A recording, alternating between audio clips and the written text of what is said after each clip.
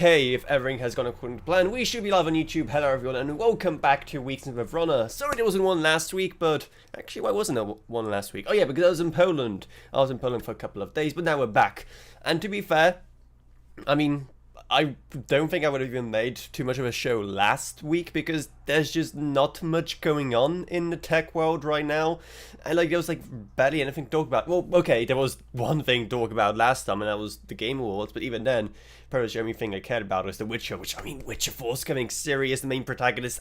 Okay, that's super exciting, but again, that's a completely different thing. So, because there is so little to talk about, the thing I wanted to kind of focus on is actually something pretty similar to what we did a while back, and that is taking a closer look at Sora. I think back in like the early 2024, one of the episodes was just seeing back when they first teased Sora before it was public, and mine and everyone at mine was just so blown about how cool and how much potential there is for chaos there. And now it's actually fully out, kind of. And it's also been out for quite a while already, but again, it's been a very weird time for any tech news because everyone's just holding out for CES. So apart from just stuff like Sora launching or the launch of the new Intel Arc graphics cards, there hasn't been much happening. And even then, even if there was something exciting happening, no one would even care because everyone's worried about the bigger world news, like, you know, the Assad regime falling in Syria, or the one Italian who just realized that the American healthcare industry is a scam, played one too many Hitman games, and then decided to try his luck, and then only got caught because he tried to flirt with a waitress in McDonald's. There's a life lesson in there, kids. Don't flirt with anyone. Stay single forever like me. So, yeah, it is a very weird time for tech. CES is just around the corner. That's where we're getting all of the big announcements, and we are going to CES this year. But, so in the meantime, let's just focus on Sora, which, as you can see here, launched properly for mostly everyone. Again, a huge asterisk there on the 9th of December. And it looks pretty awesome. There's a full interface now where you can just, like, change everything and do everything. And it is going to be paid. Obviously it's going to be paid because the amount of compute it takes to generate just an AI image is a lot. Now imagine generating 30 images per second. Well, actually, I don't know. I actually have no idea what frame rate Sora even uses, and I don't think it says here. If anyone knows what kind of frame rate it does, because it just says 1080p, 20 seconds long. Okay, but that doesn't answer my question, but it does require ChatGPT Plus or Pro, which are the paid perks of, you know, OpenAI's ChatGPT there. And it is still very limited. Like, even if you have Plus, let me quickly see if I'm reading this correctly. So, Sora is included as part of your Plus account at no additional cost. You can generate up to 50 videos at 480p resolution or fewer videos at 720p each month. So with the Plus tier, you can't even generate at, you know, 1080p, which has been, you know, the standard for video for about, I want to say about 10 years now. Give or take, 10, 15 years. 15 is a bit of a stretch, but at least 10 years. And then if you go up to Pro, you get 10% more usage, high resolutions.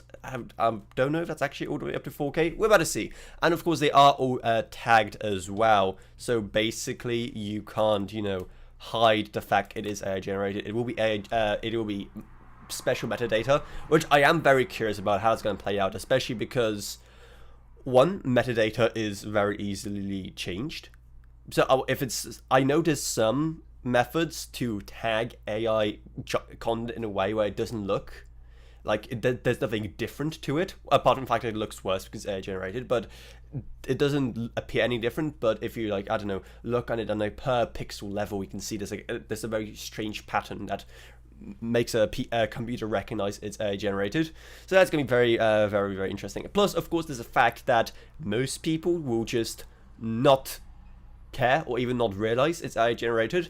So what I think this will mean is that if you upload, say, a video with this metadata to Twitter or X or whatever you want to call it, it's going to be automatically tagged. There's going to be just a tag under the post saying this post has been AI generated or something like that, just automatically from Twitter if it detects this kind of information from OpenAI or any of the other guys.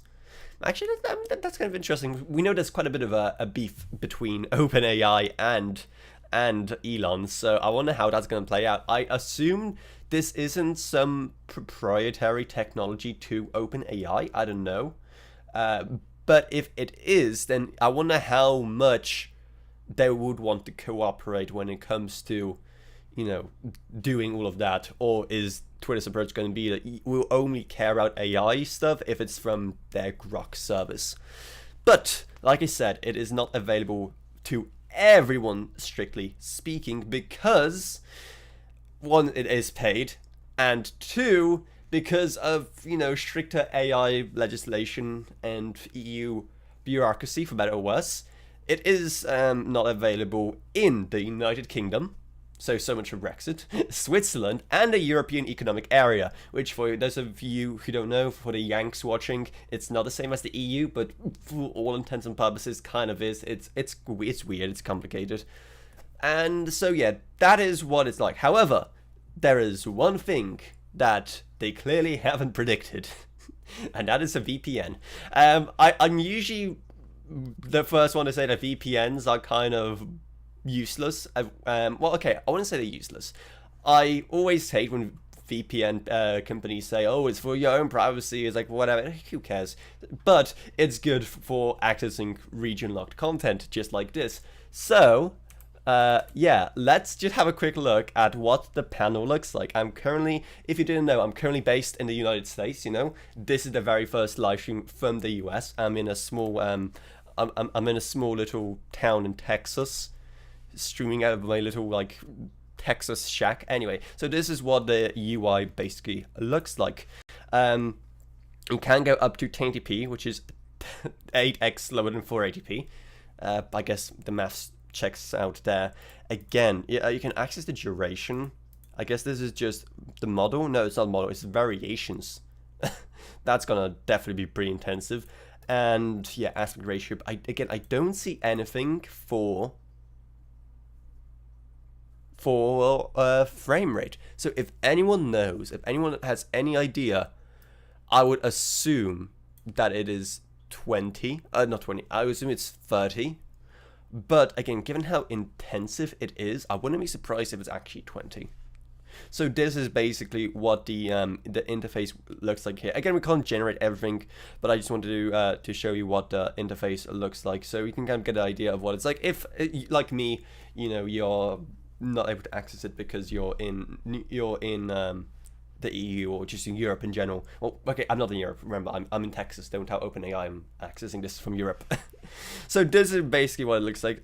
They did also publish a few additional examples of this stuff. So I kind of wanted to take a look and see, you know, what if it has actually improved since last time. So I want to take a quick look at it. Actually, give me a second. I'm gonna okay, yeah. For some reason, my button there wasn't working. I was kind of like, what on earth's going on?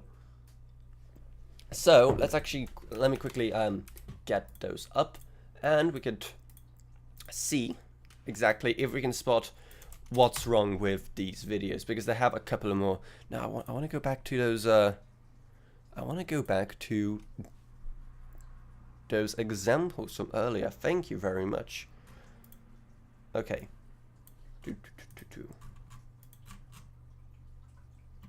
I hate the fact you can't actually zoom in on them, but I think they provide us with a interesting enough picture of what it is capable of now. Again, I wish it was like available for free or whatever, but that is just not in my budget right now, especially with CES around the corner. I'm not paying for ChatGPT Plus just to generate some videos here. But here's some of the examples. They look pretty cool, and as we kind of talked about back in that original live stream, it is very, very impressive, but there was still a couple of things that were a bit weird. So I kind of want to, and right off the bat, let's just go through the interesting ones here.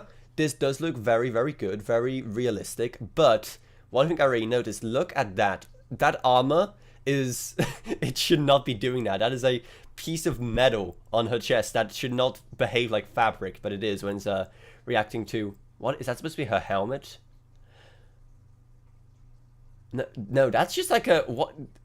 It looks like she has a. Oh no, it's literally just a protector for her arm and her hand. It looked like some sort of helmet, but no, okay.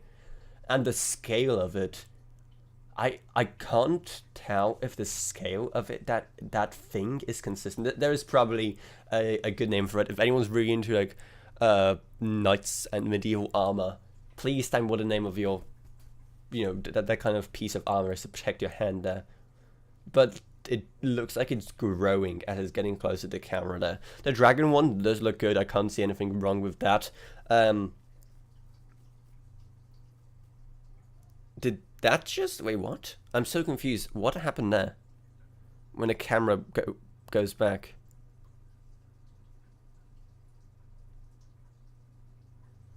Because it went from this side like another eye. Come on, come on. Can you please loop again? Is that supposed to be... Okay, that's apparently just a dinosaur, but is that supposed to be a different dinosaur? Or is that supposed to be like the other side of the head of the same dinosaur? I have no idea what's going on in that one. This one looks fine. The reflections and armor look fine again. The movement on the fabric does look pretty cool. I heard that they're investing a lot into making the physics of everything look good and to ensure that the physics of the world actually makes sense. So I just have an ostrich with some headphones and a scarf because why not? And a skirt. Because why not? But yeah, that looks fine. Stuff like this is going to be like a pretty big use for it. These kind of effects. Again, for generating pure visuals, photorealistic visuals, it is still a long way away from it being viable. But for just generating effects like this, stuff that doesn't have to be photorealistic, stuff that you can get away with it not being quite at a level, I think it's going to be very good. And it's going to just save so much time on, effects that... I don't think people will be too mad if it's something that will go to the machines instead of just visual artists working on that. This bear walking his way through here. Apart from the fact he doesn't appear to be leaving footprints, and there are footprints on either side, those appear to be human footprints on either of his sides. And seeing that how that's already a polar bear, maybe it's a yeti, maybe it's a yeti. Or a polar bear walking upright, you can see that this person who walked here before must have been bigger than this yeti in order for him to fit in between his footsteps. So that's interesting, man. I kind of imagine that some of the examples they would give here would be a bit better. When the very first one has metal that just bends and folds like that. If anyone's, by the way, watching is spotting anything in any of these clips that I'm not seeing, please, oh please, point it out and let me know. What else do we have here? This looks fine. I do like how the dust works there. I'm trying to see. Yeah. Oh, you saw how there was like a big thing of dust out of nowhere, even though the car wasn't like accelerating or braking. It just kind of appeared out of nowhere. That looks like something from the Beyond Good and Evil 2 trailer, I think it was a while back. What on earth is going on there? Okay, these have to be user generated. I have no... You know how if you go into Mid-Journey, it just kind of starts a giant list of user generated content? This has to be the same, because I highly doubt OpenAI would just advertise purposefully with a guy having a hand in his mouth just for drinking. This looks pretty sweet. This looks like something out of, I don't know, Oblivion or Morrowind. This looks fine. I really like kind of how the wind's playing off of the head. Nothing to complain about there. This looks fine so far. The physics on the water. Yeah, it looks like the boat they're on is like a jet ski. The way the direction it's kind of going, and there's not enough of a spray behind it or anything. This looks very cool. This looks fine. This looks fine. So yeah, there's clearly a lot for them to work on, and it is still very much a beta right now. They are still kind of tweaking and making sure that it is safe. It cannot be exploited, but also that it actually looks good. But it's going to take so so long for it to actually be viable and to fool a lot of people. Well, okay, I say that. Remember that like video, the original video of that like the lady walking down like a leather coat or whatever? For many people, that would have done the trick. Yeah, you really have to look close to a lot of it. So, I don't know. Oh, here's an interesting one. I'm trying to see what's in the reflection of that astronaut's helmet there. And the reflection, yeah, the reflection does not make any sense. Because that's one of the things I've been wondering about back when I made that original live stream as well, is can you make it, if you wanted to, for an effect, mimic the camera as well? If there's a reflection in the scene, can you make it where the camera is actually visible if you wanted to, where it will make sense? Obviously, a lot of places, if you're trying to go for like a, you know, a movie like scene, obviously you want to avoid having a camera be seen, having the camera be an object. But in stuff like this, where it actually makes sense for the camera to be visible, I think that's supposed to be kind of a camera, but again, it just doesn't work. Like, it doesn't look like anything at all. It kind of looks like if you have a, you know, when you have a 360 camera, and it usually looks kind of like this at the spot where you are holding camera. That is kind of what it's reminding me of. This shot here looks fine. I have no idea if it's based in an actual city or not. It looks like something, I don't know, like Italy or Greece or, I don't know, maybe Turkey. This looks fine. The waves here looked fine. Yeah, that looks fine.